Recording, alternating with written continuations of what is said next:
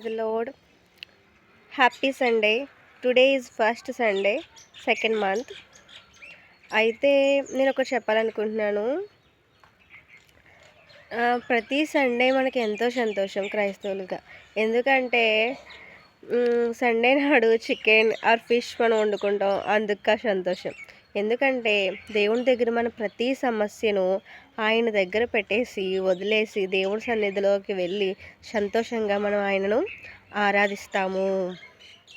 కాబట్టి దానికి మనం సంతోషించాలి. ఆయన సన్నిధిలో సంపూర్ణ సంతోషము కలదంట. అవును, ఆయన సన్నిధికి వెళ్ళేటప్పుడు మనం సంతోషంతోనే వెళ్ళాలి.